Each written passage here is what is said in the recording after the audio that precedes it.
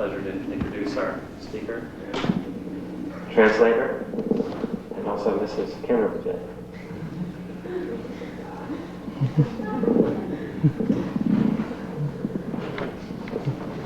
Nyoshul Khenpo is one of the senior-most Nyingma Lamas and one of the most recognized widely as one of the most eminent authorities of who is part of the living Tibetan Buddhist traditions. He is one of the main lineage holders of what is known as the Dzogchen Ningtik, or heart, innermost essence teachings of the innate great perfection, Dzogchen. Particularly the lineage of Paltro Rinpoche, received from his own root guru, the renowned master of crazy wisdom, Khenpo Naga. Khenpo Rinpoche has been one of the main resident teachers at the 3-year retreats in France. He is renowned as the teacher of many famous teachers, including Sogyal Rinpoche, Chagdra Rinpoche, Khenpo Sunam Togyal Rinpoche, and numerous other monks, nuns, lamas, lay people too numerous to mention. His Holiness the Dalai Lama often asks Khenpo about the fine points of Dzogchen teachings, both for scholarly reasons and for his own practice, the Dzogchen practice being an important part also of His Holiness the Dalai Lama's Buddhist practice. Khenpo Rinpoche is renowned as a Rinne master, learned in all schools of Tibetan Buddhism. Rinne means non-sectarian. He's renowned as a non-sectarian master of Tibetan tantric traditions. He is a poet, a scholar, and widely respected as one of the most accomplished meditation masters that Tibet has produced. I'd also like to introduce Damchala, Khenpo Rinpoche's wife, who graces us with her presence and is herself a teaching all the time. Lama Suryadas, I should introduce also, is our translator tonight, but he's also much more than a translator. He is one of Khenpo Rinpoche's closest disciples. As it happens, he's also an American. He has been trained by Khenpo Rinpoche in multiple 3-year meditation retreats. And Khenpo Rinpoche, together with Suryadas's other teachers, which include Kala Rinpoche, His Holiness Karmapa, Dilga Khyentse Rinpoche, and Dudra Rinpoche, have authorized him, even though he's an American, to teach and train others in the practice traditions of Mahamudra and Dzogchen. And Suryadas is the resident Lama here in Cambridge for the ongoing study and practice of these traditions. So it is my great pleasure to give you Nyoshul Khenpo. Thank you, John.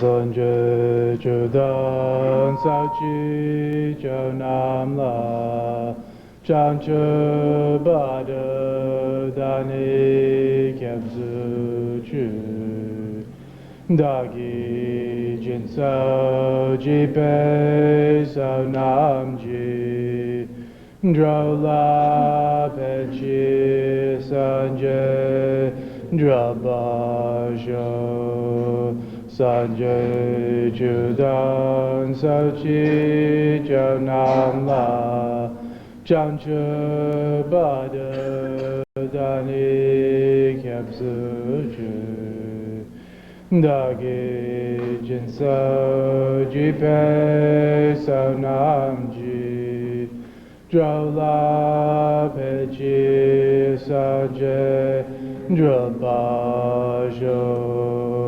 Sanjay Judan Sauchi Jonam La Janchu Bada Dani Kyabzu Ju Dagi Jinso Jipe Sonam Ji Drola Pechi Sanje Drabasho Ong Ujen Yuljina Chasa Pema Gesa Dumbala Yatsen Choging Drubni Pema Jane Shizudra Kudu Kandra Mabukun Kiki Jesu Dadru Ki Love Jishek Susa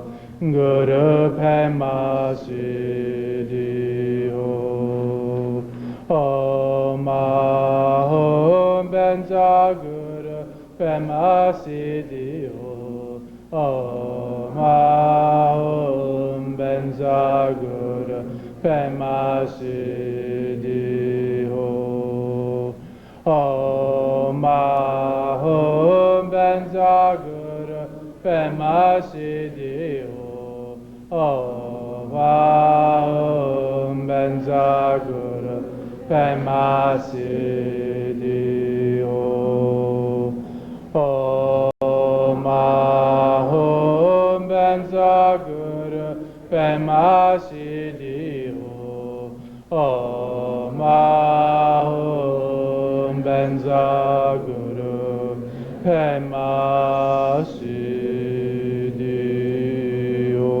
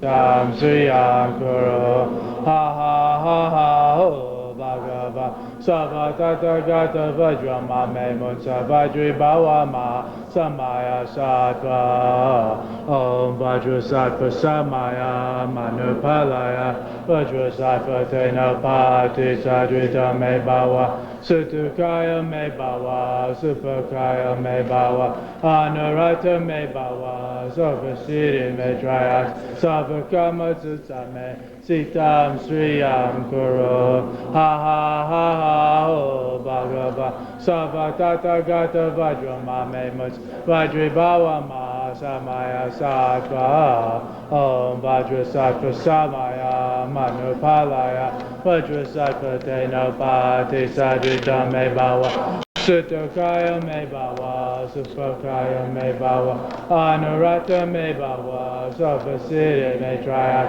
Savakama Tsutame Sitam Sriyam Kuro Ha Ha Ha Ha Ho Bhagava Savatata Gata Vajrama Me Mutsa Vajri Bhava Ma Samaya Sattva Om Vajrasattva Samaya Manupalaya Vajrasattva Tenopati Sadrita Me Bhava Sutukaya Me Bhava Supakaya Me Bhava Anurata Me Bhava Sarvasiddhi Me Traya Savakama Sutta Me Sitam Sriyam Kuru Ha Ha Ha Bhagava Savatata Gata Vajra Mame Mutsa Vajri Bhava Mahasama Sattva Om Vajrasattva Samaya Manupalaya Vajrasattva Tenopati Sadrita Me Bhava Sutukaya Me Bhava Supakaya Me Bhava Anurata Me Bhava Sarvasiddhi Me Traya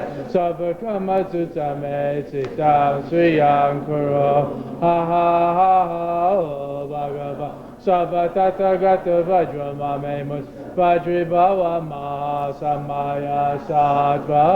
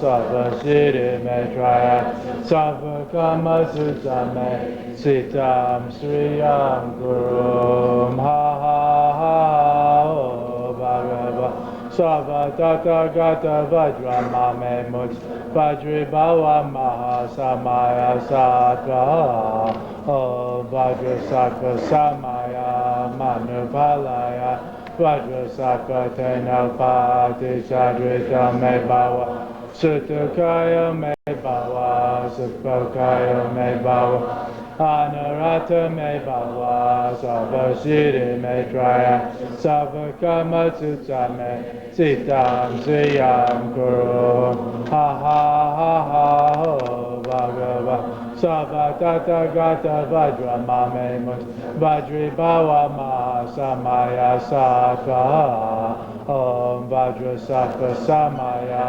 Manupalaya Vajrasattva Tenopati Sadrita Me Bhava Sutukaya Me Bhava Supakaya Me Bhava Anurata Me Bhava Sarvasiddhi Me Traya Savakama Sutta Me Sitam Sriyam Guru Ha Ha Ha Bhagava Savatata Gata Vajra Mame Mutsa Vajri Bhava Mahasamaya Sattva Sonam Dihi Tam Chezipani Tabne Nepedranam Tamjene Kega Nachi Bala Trupayi Sipe Sale Drawa Shu Jancho Semcho Krimpochu Makye Pana Kegyochu Kyepa Nyampa Mepa Yo Gane Gandu Pelaju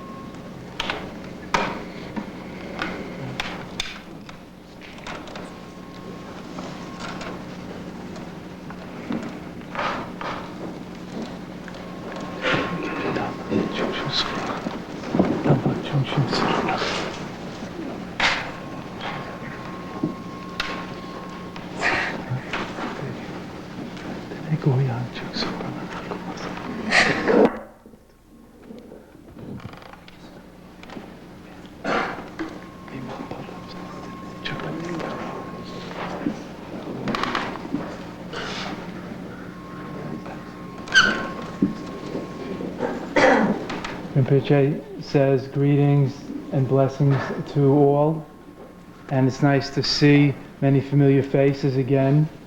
You can see many people who were here last night, so he feels that everything has already been said between all that was said last night and all that was expounded in the last hour.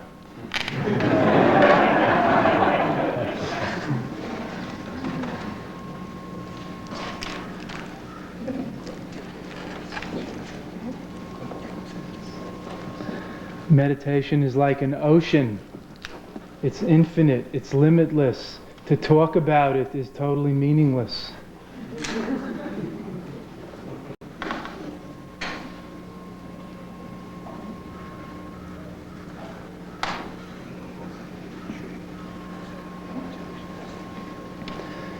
If one wonders what is the heart of the Buddhist teachings, it is the great compassion, the unconditional love and compassion,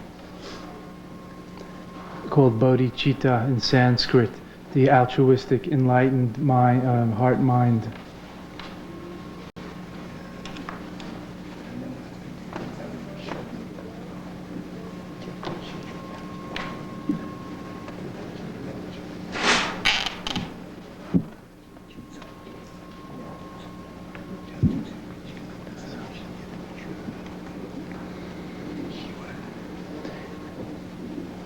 If we look around here and all around this great university and this great kingdom of America, you see many, many people, different people, kinds of people from all over the world, and also many other kinds of beings.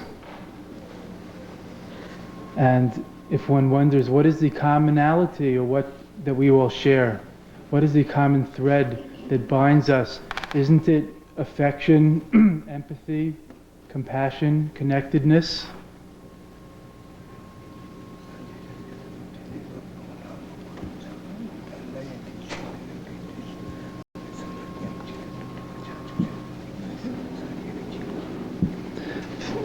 "2,500 years ago, a person named Shakyamuni became enlightened Buddha by following a path of awakening.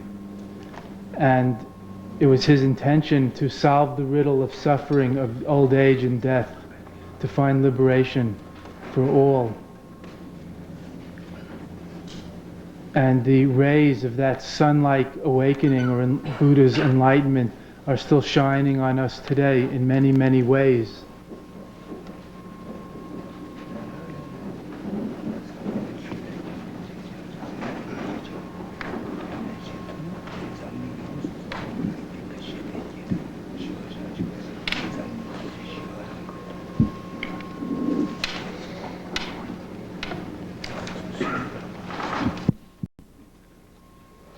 The only thing that's required of us is to practice these teachings.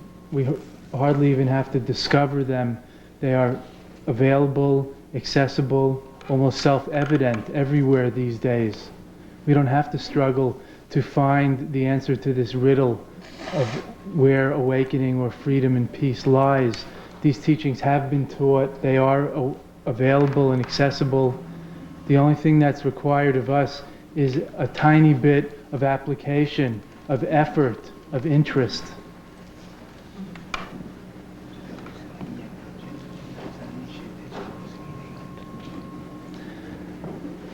We put great effort into many things in our life. If we put only a small percentage of that effort into the spiritual practice that we have received, it would have inconceivable benefits for ourselves and for all beings everywhere.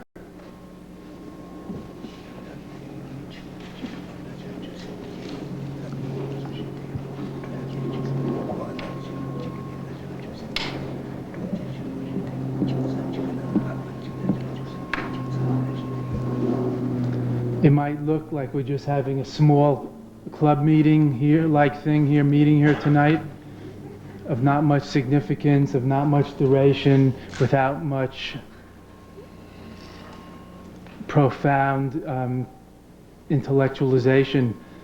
But think of it this way, it's as it's said in the scriptures, if even one person gives rise to the precious bodhicitta, the thought of enlightenment for the benefit of all suffering beings, then all the Buddhas and Bodhisattvas and Devas and all kinds of beings seen and unseen throughout boundless universes rejoice, clap their hands in joy, sing praises, throw down showers and flowers, and so on.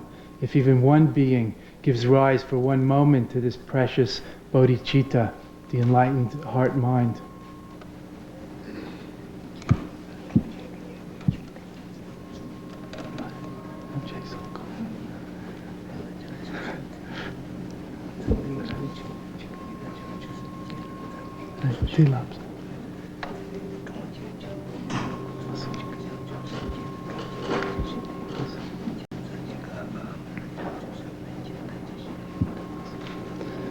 This precious bodhicitta is like the universal ruler, or the Rinpoche says the king of the town or the country. For example, if the leader of New York or of America gives rise to a very positive thought to benefit others, then many powerful benefits can ensue.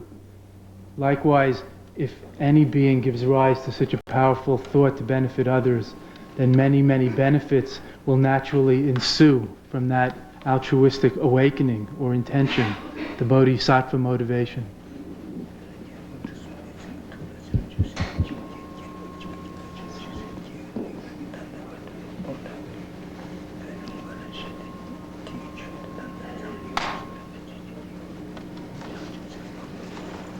"1,300 years ago, when the Tibetan king Trison Detsen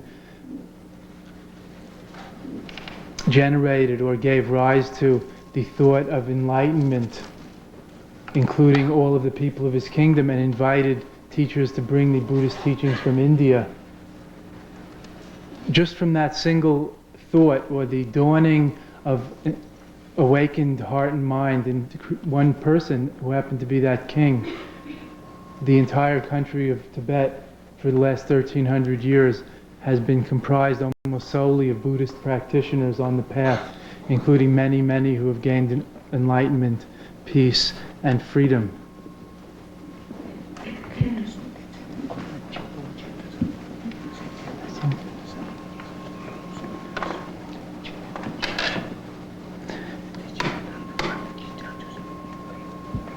If that king of ancient times had just thought to get the teachings for himself, then he would have sequestered himself with one of the Indian masters and realized enlightenment and disappeared into a rainbow body or into nirvana, and that would have been the end of the matter, and Tibet would have continued to be a savage place until now, and the Tibetan lamas and the teachings of Tibetan Buddhism would never have developed if that king had not wished that all beings who are suffering get the benefit from the liberating teachings, not just one person himself.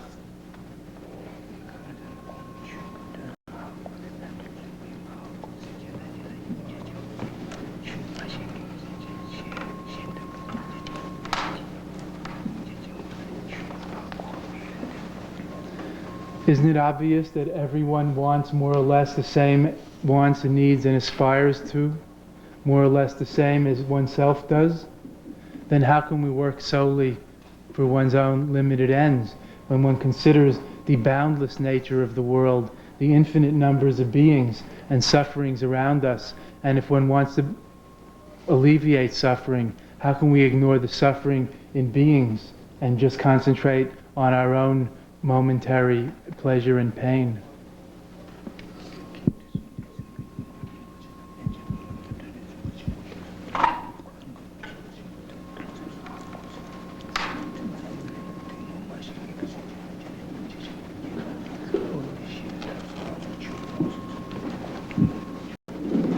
When that king, renowned as Trison Detsen 1,300 years ago, received the precious, secret, and profound Dzogchen teachings, the non-dual tantric teachings from the Indian masters Guru Padmasambhava Guru Rinpoche, the Lotus Born, and the Pandit Bimala Mitra.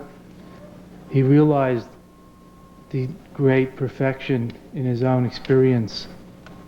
And yet, out of that freedom and peace, he did not rest in complacence, indifference, but a wave of dynamic compassion or activity, altruistic activity for the benefit of all, poured forth in many, many forms. So it's not just that one realizes freedom and then is free from positive or altruistic action.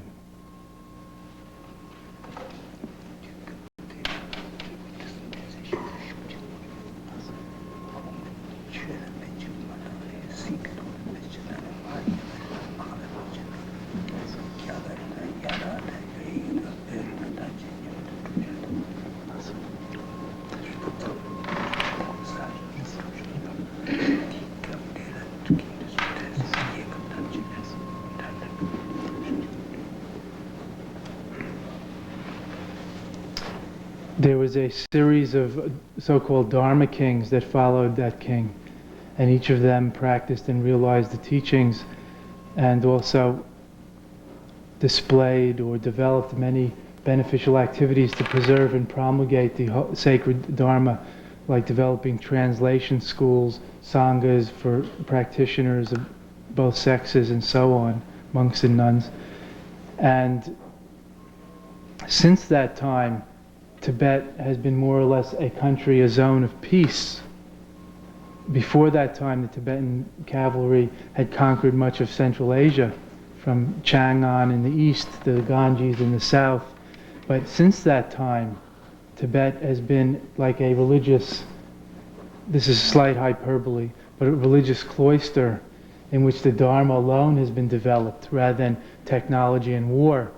And Rinpoche compared it somewhat to the fact that there have been much religious warfare in Asia over the centuries, between the Hindus and the Muslims, for example, and the Sikhs, and so on, and that Buddhism has mostly been free from such warfare, and that's a sign of an outer sign of the pacifying influence of the Buddhist teaching for peace and well-being, even in the wilds of the Himalayas and the great plains of Central Asia.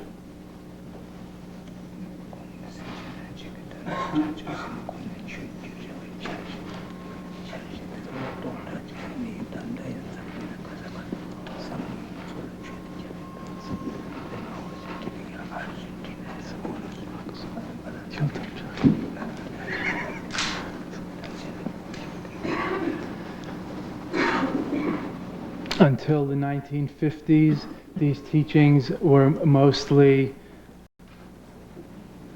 sort of remained in the Himalayas, in Tibet, and so on, practiced and cherished and cultivated over 1,000 years, a period over 1,000 years, and suddenly it was like the dam bursting.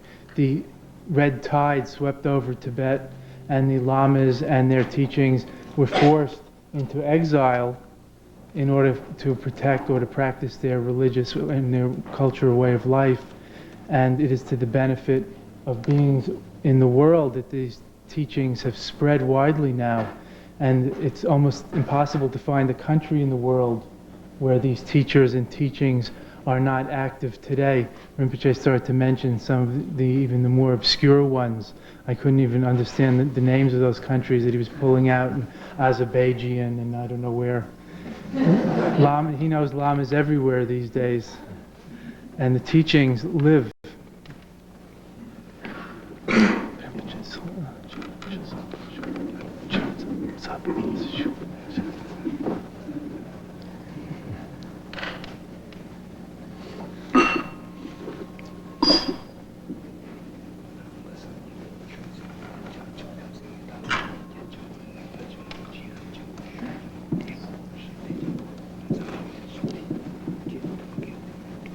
Usually when we think about positive activities, about compassion, about service and altruism, we still remain within the narrow confines of our ego cherishing, in the sense that we only think about helping a few people around us, or the people in our town, or in America, in our country.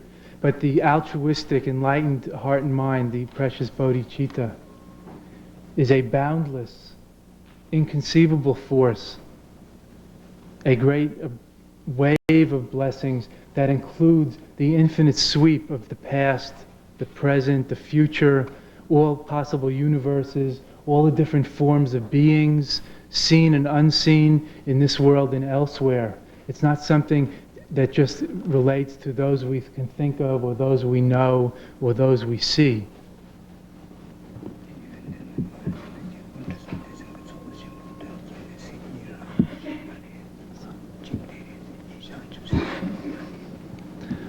So back to our history, what was it that the Dharma King Trisen Detsen actually realized when these wandering sages, Padmasambhava and Bimalamitra, walked from India with the Dzogchen teachings, the non-dual tantric teachings? What did that king realize which blazed forth as this wave of beneficial activities for hundreds of years? What he realized was the very nature, the absolute nature of his own, so-called his own, of the heart and mind, the nature of the mind.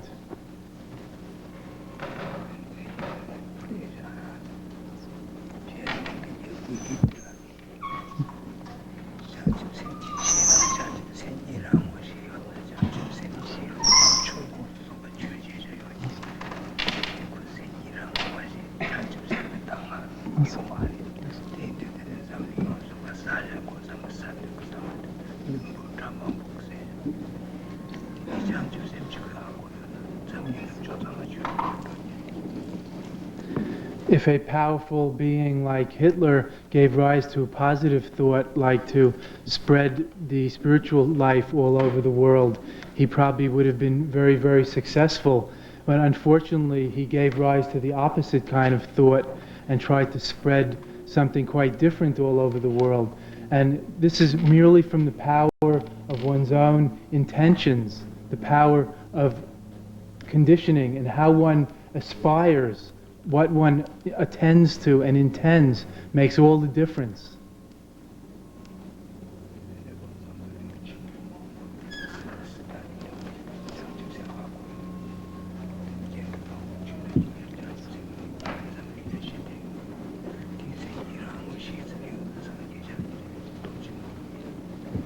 Anyone who realizes the true nature of the mind in the present moment is equal to the enlightened ones. There is no question of history, race, language, or anything else. And even Hitler or Stalin, if they could recognize the nature of all beings and their own true nature, it would be impossible for them to perpetrate any harm.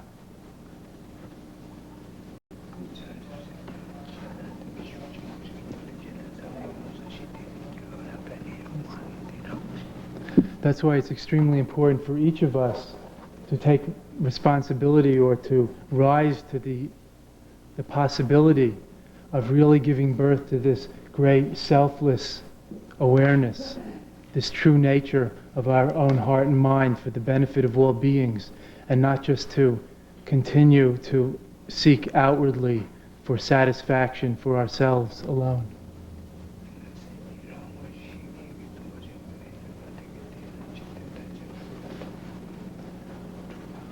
When we realize the true nature, the illusory, dreamlike nature of awareness, we realize all things in the universe as illusory, dreamlike, insubstantial, unreliable, ungraspable. Doesn't the tight fist of self-grasping and attachment have to loosen?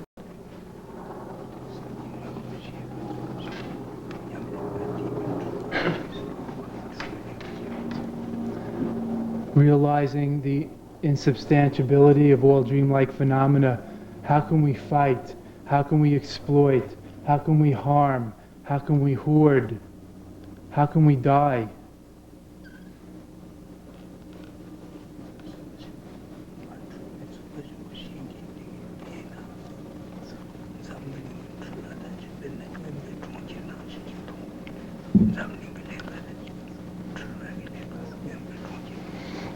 When we realize the illusory nature of all things, how can we, how much longer will we fatigue ourselves with endless, infinite, worldly efforts, which are just like chasing our own tail?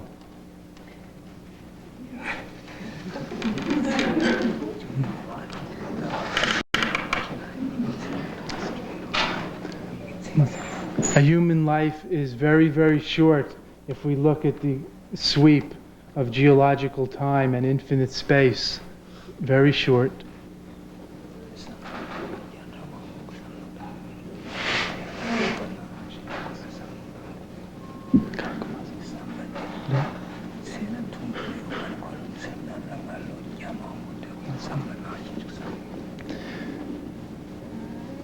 It might be a very short life, and yet we have the feeling, it's very hard to believe that we're going to die, isn't it? The way we act, the way we assume, it seems like we're going to live for hundreds of years, and we don't have to prioritize our time or consider death and impermanence as if we were going to live for hundreds of years.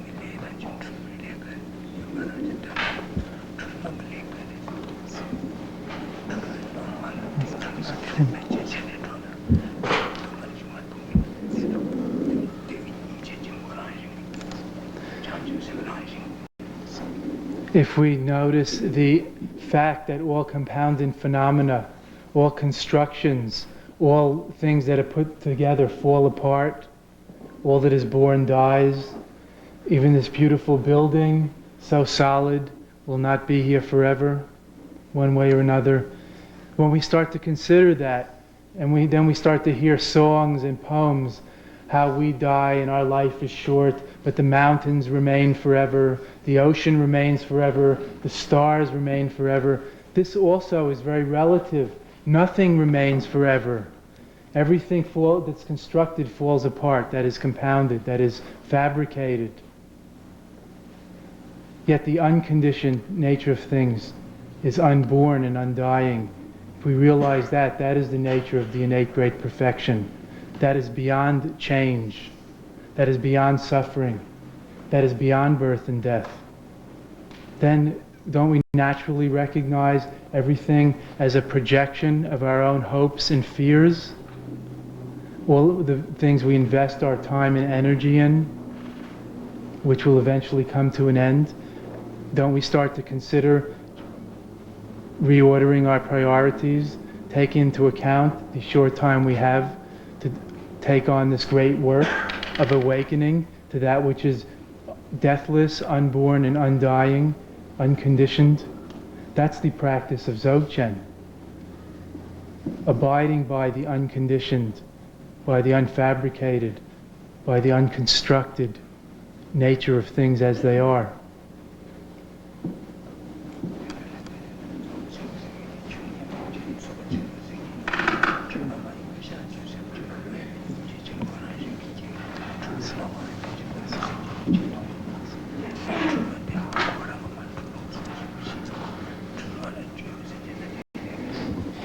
When one is introduced to or recognizes the true nature of things as they are, then there's a great relief, a great dropping off, a great letting go of all these illusory building projects, fabrications.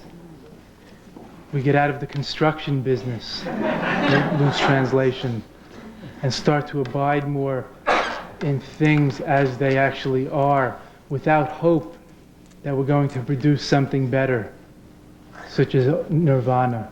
Without fear we're going to degenerate into something worse, such as samsara.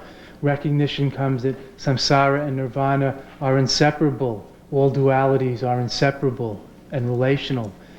Both samsara and nirvana are Dzogchen Khenpo, the innate great perfection within the nature of things as they are.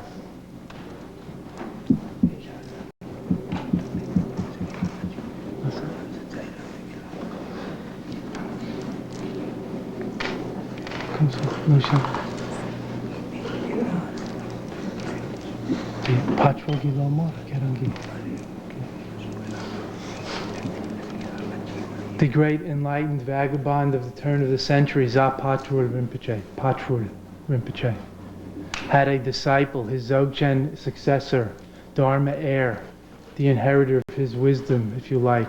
His name was Shedrup Tempe Nima.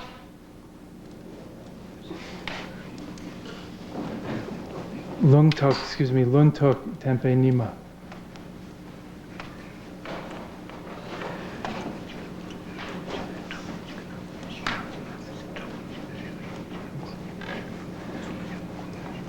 He received instructions from his teacher, Patrul Rinpoche. Patrul Rinpoche always slept outside. He had a vow never to sleep inside. So Luntok Tempe Nima received teachings from Patrul Rinpoche, and this is in eastern Tibet about 100 years ago. And then, after having many teachings and clarifying those teachings with his teacher, he went into meditation retreat in a cave on a mountainside surrounded by trees.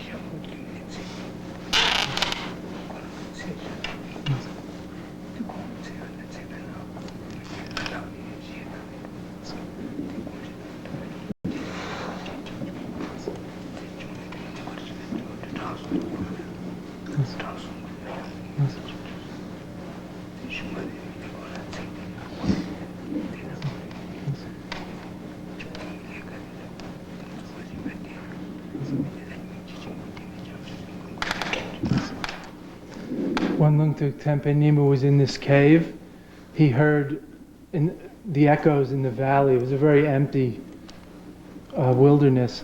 And one day, after a long time, he heard the echoes of somebody riding around on a horse and looking for gold.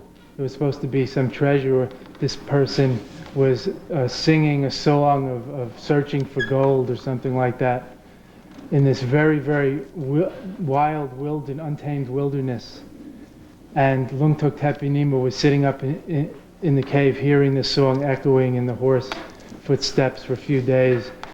And a great compassion was born in his heart, realizing that this person was probably not going to find any gold, and he was spending all of his time seeking for this treasure, this probably fake missing treasure, unfindable treasure in a vast wilderness. And even if he found the treasure, it would still not satisfy him, and his life would soon come to an end, the treasure finder.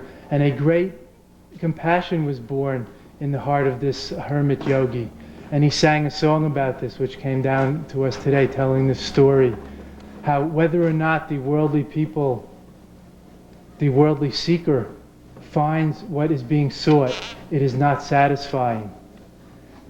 Whether or not the spiritual seeker finds what is sought, it is satisfying.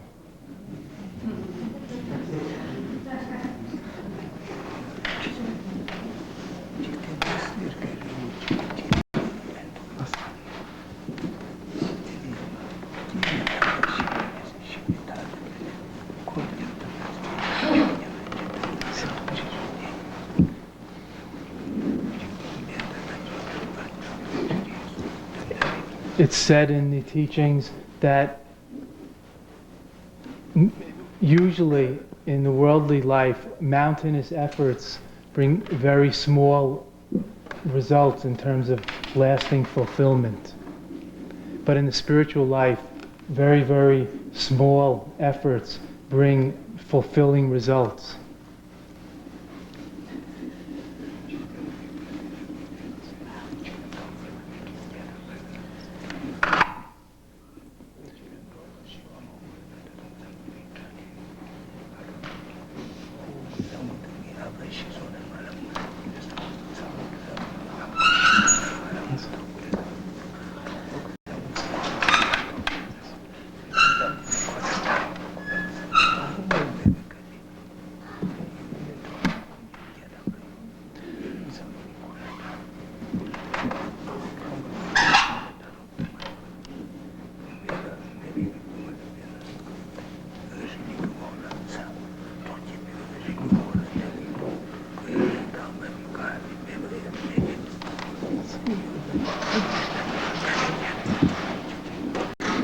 Even if we accumulated vast wealth, many possessions, fame, large land holdings and buildings and so on, as we accumulate them, we just get involved in more and more fights about them, or else our relatives, as we get older, we have to decide who to leave them to. Things get more complicated and problematic. Even on our deathbed, instead of being peaceful, we're surrounded by these continual problems. And all that we worked for our whole life seems to be totally useless. And we might die with regrets. That would truly be regrettable. To die having unfinished business. To die with regrets about what we have not completed during our short lifespan.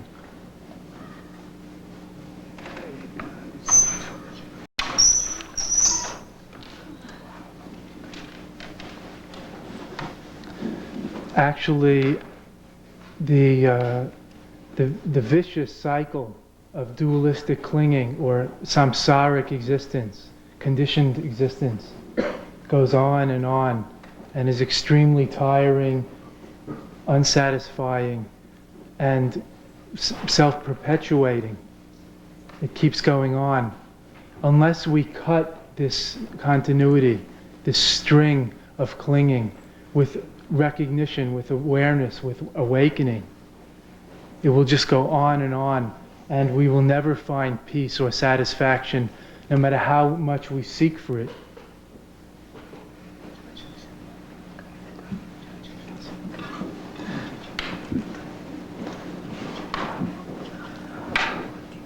And not just ourselves. If we notice that all around us, beings are going on with this ceaseless seeking, like seeking for fool's gold, like seeking for a false treasure which was never lost, investing in fool's gold, unsatisfying in the beginning, unsatisfying in the end.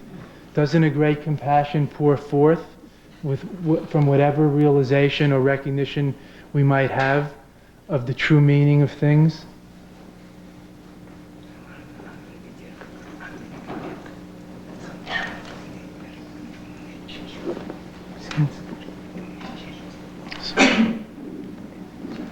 America is renowned all over the world as the greatest country, the biggest country, the most successful and powerful country. It seems sometimes that everybody in the world wants to get to America.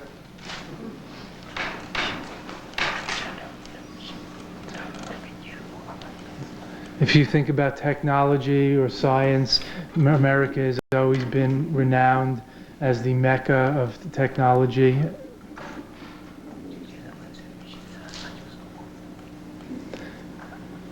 Maybe we have to make a new machine, new kind of machine.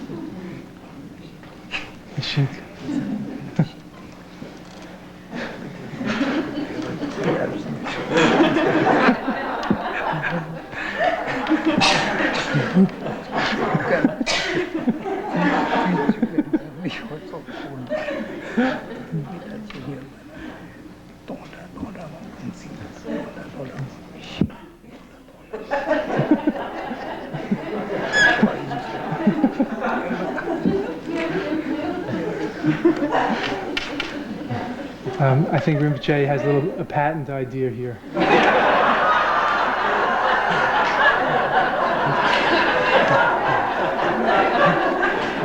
Now that we're in America, we should use this technology to make a machine that in one instant can oversee or look into like a great X-ray or MRI machine. He just saw this recently, MRI, that can, like, without going into things, see through everything. And it's like the great overlord, overvision, that can see actually where is the path of delusion that brings suffering, where is the path of awakening that brings freedom, that can in an instant diagnose and like separate the milk from the whey, so that the whey is totally clear.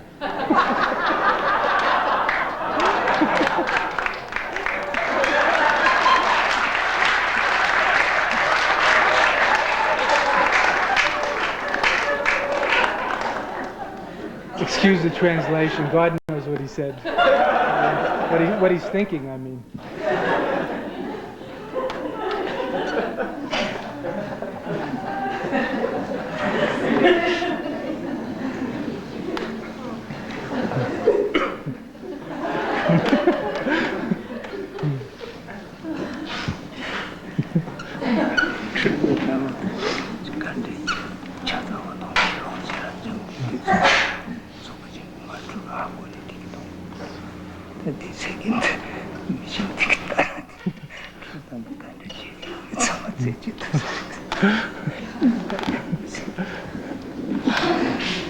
Actually, there was one Lama that he had such a machine.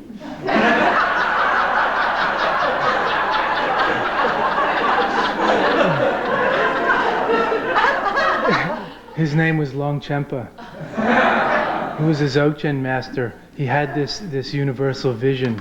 He could actually see into the karma, the conditioning, cause and effect that's running beings and things in our minds. And with this machine, this enlightened vision, could actually see the way things are going in the future, where it's coming from in the past, and could guide beings in the way that this over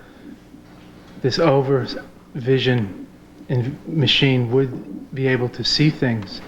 And this he saw solely through his awakened awareness, this bodhicitta, this enlightened mind, which is within each of us, yet unused.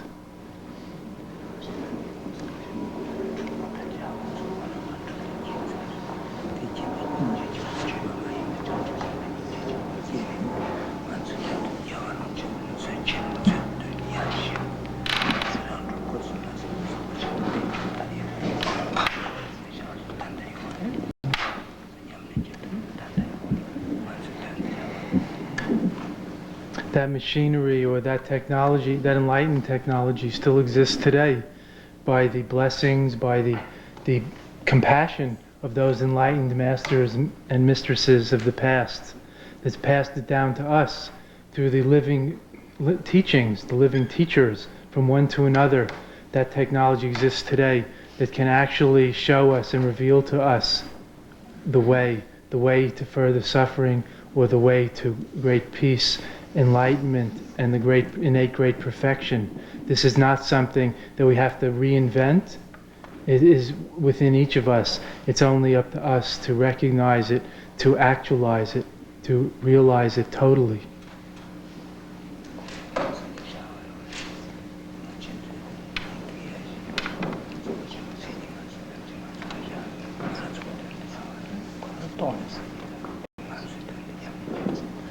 When this enlightened, called omniscient Dzogchen master Longchenpa, 600 years ago, was ready to, it says, pass into nirvana, we can say die. He sang a song saying, "Now my work is done.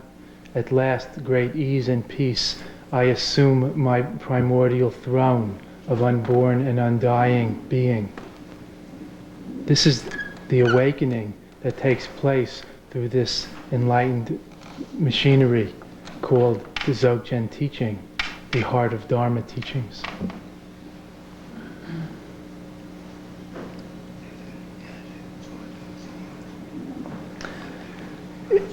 If you wonder where these teachings exist, they remain even written down. Of course, you can't learn it from books, but the books exist as support for the practice and the teachings, the living teachings in Longchenpa's writings called the Nyingtig Yabshi,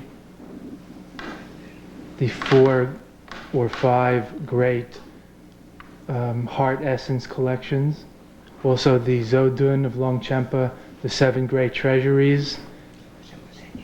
And what was mentioned last night, the Dzogpa Chenpo Semning Also, the great inherent freedom and ease of mind.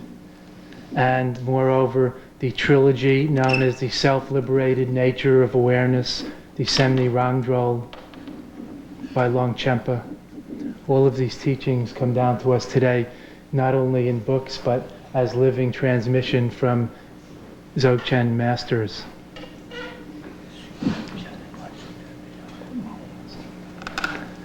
You might wonder, who are these books and teachings for? Where are they kept? How to get them? All of these belong to whoever practices the teachings.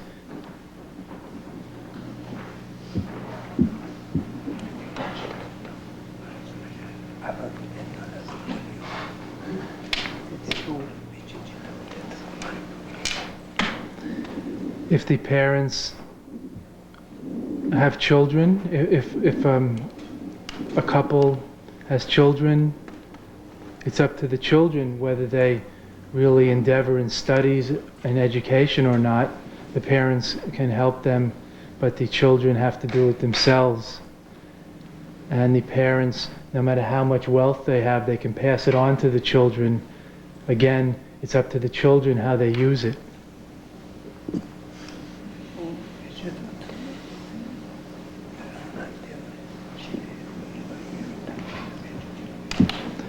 If the children get well educated, if they tame their natures, if they become really impeccable or upstanding individuals, isn't that to the benefit of all around them also, not just their own parents?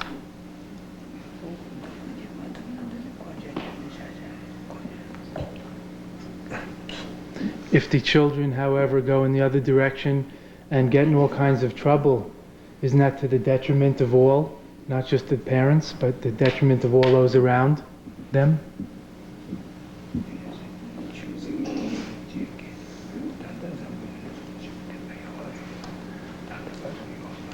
Likewise, it's very important, or it depends on each of us, what happens with the precious teachings, with what we've received, with what we've inherited, with what we're educating ourselves and training ourselves in. Until now, these precious teachings have certainly continued, so they are ours for the taking. But what will we do with them? How well can we use them? What results we get are mainly up to the practitioners themselves, ourselves.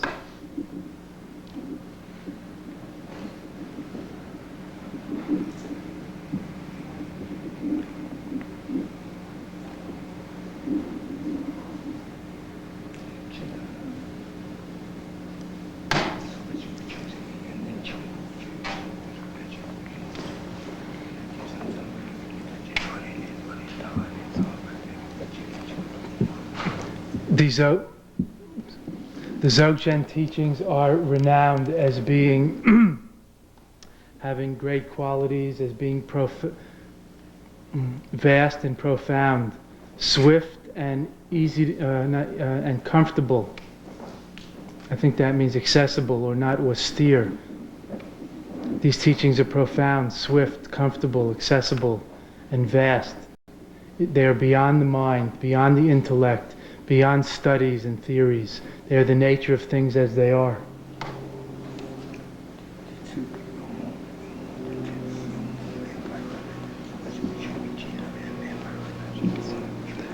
In these degenerate ages, in the dark age, in what's called the age of the dregs, according to the Buddhist doctrine, in the later stages of the last few hundred years of Buddhism, when the darkness, when danger proliferates and blazes, when the whole world can dissolve in one great conflagration, then these Dzogchen teachings, it's also predicted, blaze likewise, blaze forth.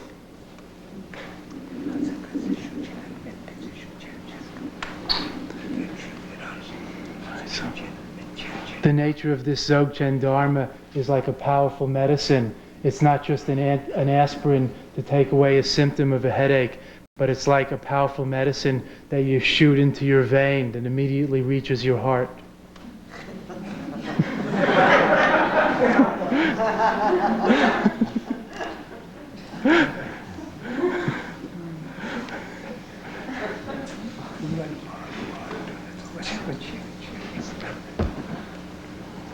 The more suffering, the more Dzogchen will arise.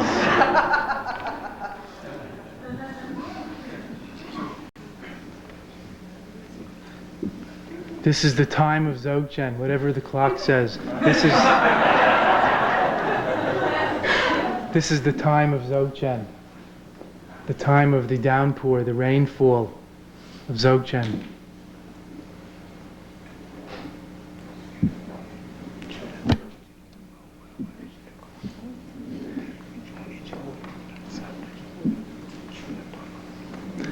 It's very gratifying to Rinpoche to see many people interested in the sublime teachings. Many learned people, many well-practiced, many spiritually experienced people and teachers have come. It's really beautiful to share in this together, isn't it?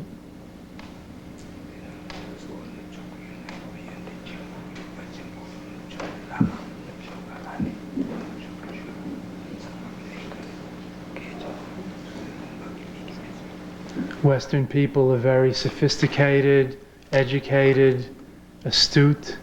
This is a teaching that they can definitely take up directly without a great deal of theory, of acculturation and travel and so on. Even today there are Western teachers of this teaching, Western lamas, Western monks, Western nuns, Western yogis and yoginis who are well experienced in it. So this is a cause for great rejoicing. Don't think that this is an obscure teaching that one can only find far away.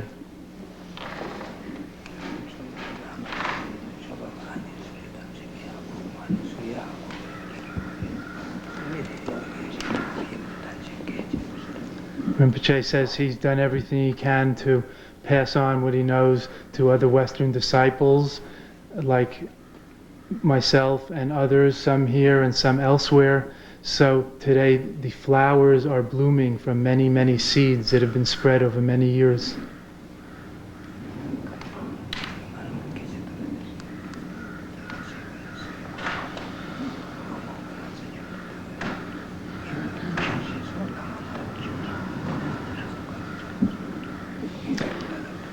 If you can make connection with teachers in your own place, that's very fortunate, as the old Tibetan lamas like himself just come and go like the wind. You never know when they're going to come, never know when they're going to go. And these days, this kind of teaching is very important and possible to practice it together in our own countries, ourselves. So please enjoy it. This is something that one can actually do. It's doable. We can train in it. We can accomplish it.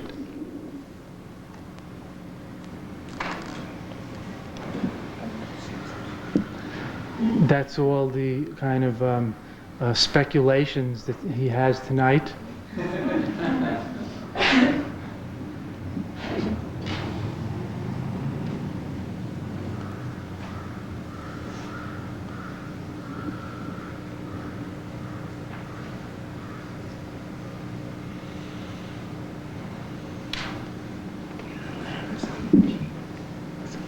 One more? Rinpoche has one thought. One more.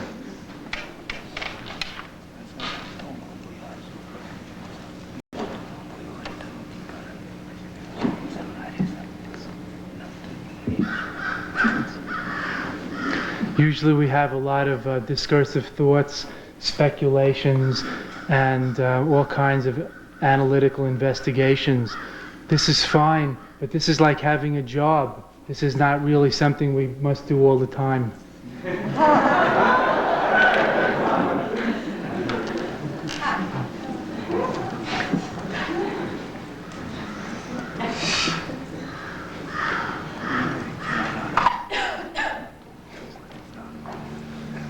But everybody has total freedom to produce as many discursive thoughts and analytical theories as they want.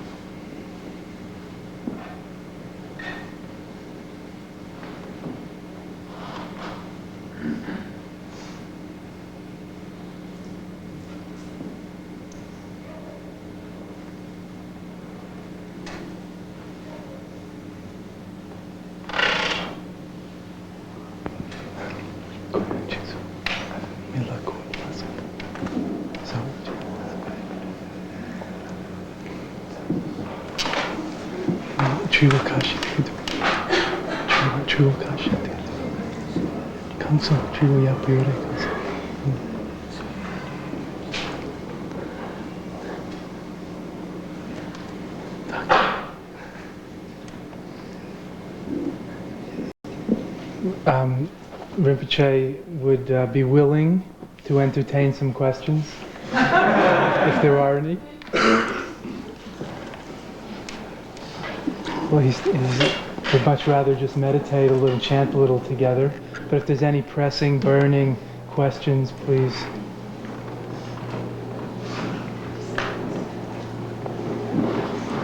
Tarch. Could you give us some instructions in Dzogchen?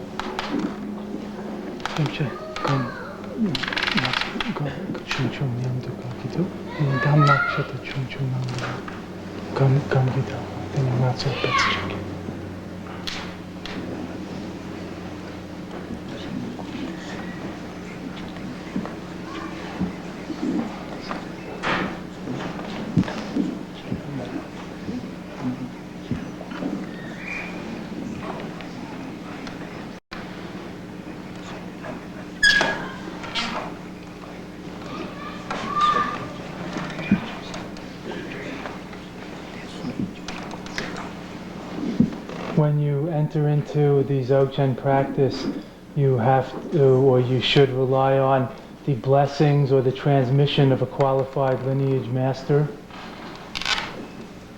Cultivate some devotion for the teachers and the teaching, and compassion for others, include others in your practice, and then enter into a non-fabricated or totally spacious and open awareness that is beyond the mind, beyond will, beyond worldly activities such as hope and fear, past and future, and trying to do anything.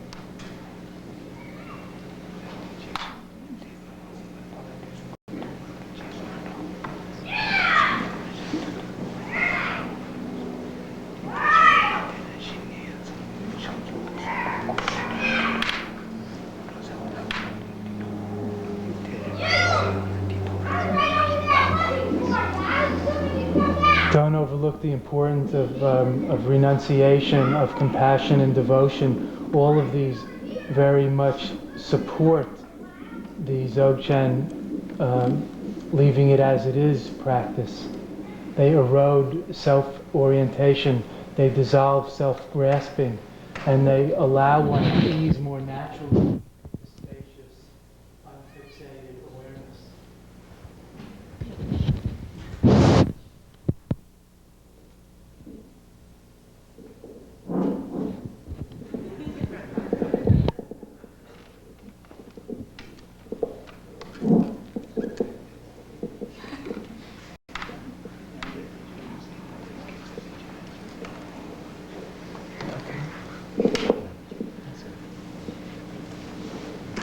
And then at the end of your practice, it's important to share or dedicate the merits from the practice with all beings, include all in the practice that is going on and continuing, so one doesn't reinforce one's habitual selfish interests.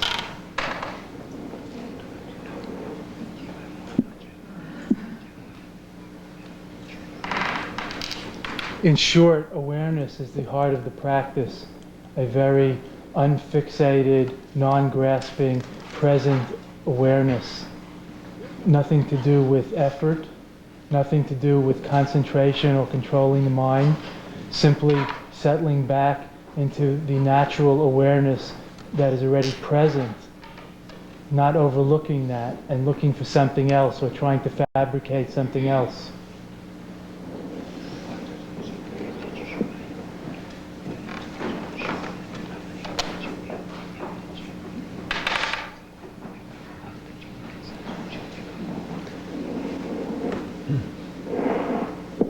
Although this is definitely the moment of Dzogchen, the great perfection, the view, the meditation, and the activity or behavior definitely takes time to mature, to come to fruition, to ripen. It's not a matter of a few hours or days.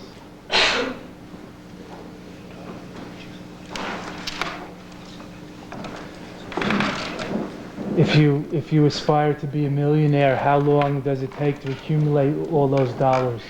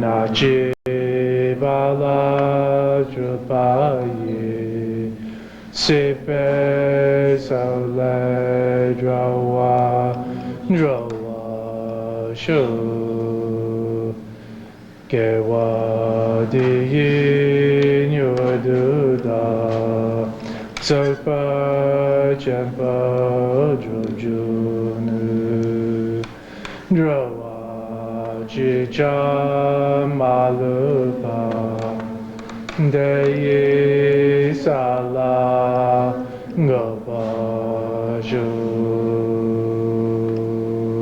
Jiangzhu Sanzhou Rinpoche Ma Ye Pana Kegyu Chu Kyepa Nyampa Mepa Yong Gane Gandu Pelwa Shu.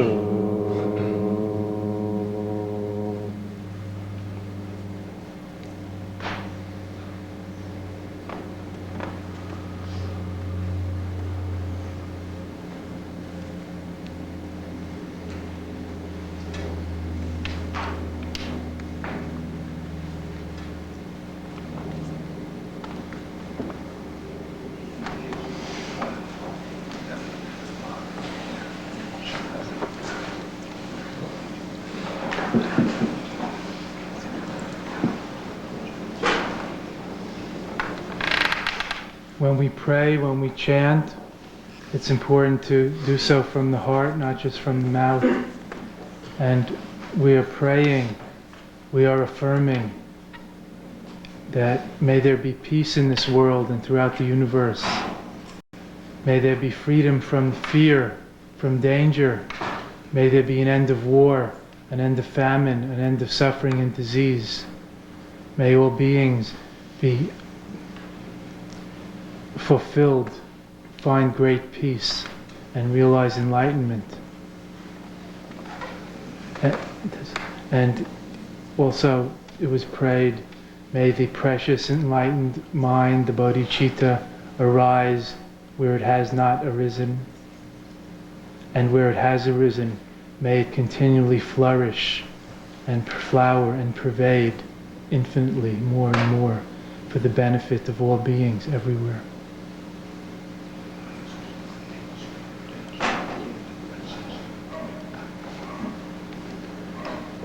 All of us are afflicted by the four great terrors: the suffering of birth, labor, becoming, the suffering of aging, old age, the suffering of sickness, and the suffering, the fear of death and the unknown.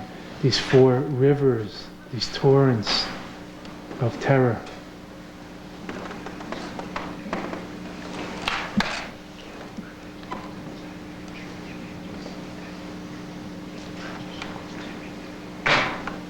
We pray that all beings may be freed or cross over from these great flood of terror, of fear, of suffering, of pain, and that even one enlightened being may arise from all of the practitioners gathered here, so that there will be infinite benefit for infinite beings everywhere, just like the Sakyamuni Buddha, who arose in India, has benefited millions and billions of beings since then.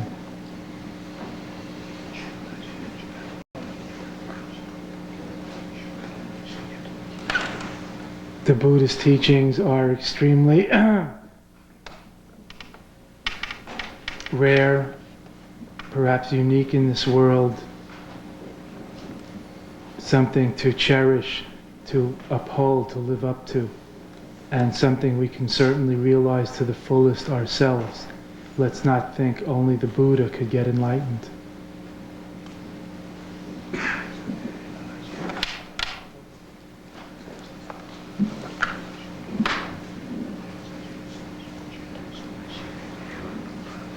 There have been thousands of enlightened beings, hundreds of thousands, millions, in India, in Tibet, and everywhere in the world, don't doubt that.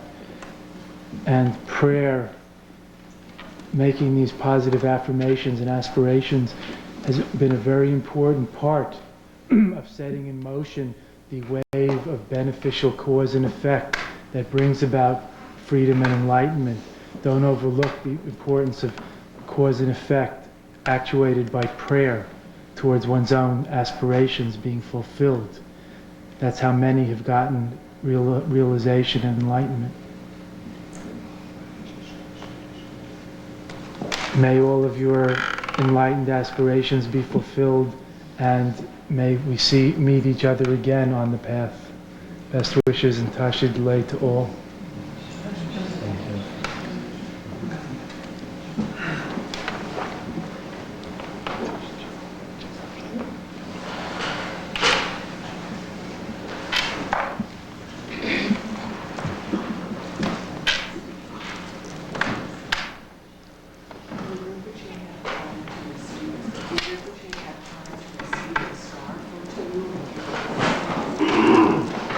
If you come quickly.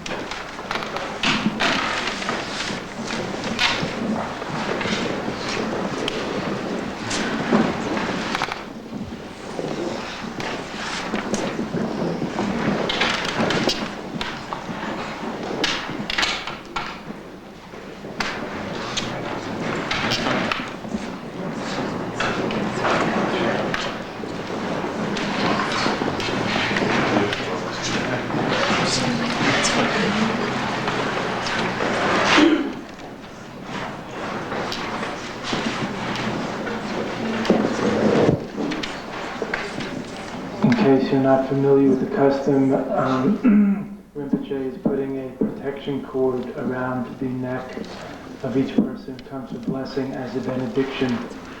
He has tied a knot in the cord and blown the power of his prayers and mantras into that knot as a protection. So please tie the knot after you receive the cord. Tie another knot in the string.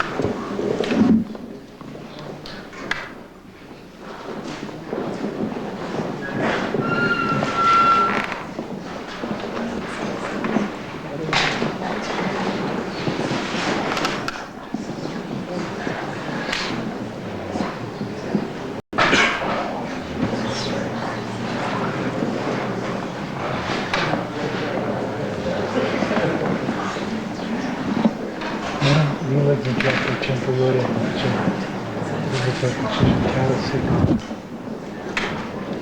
I told me Leela's great friend. He said thank you. And said, I told me Leela's great friend.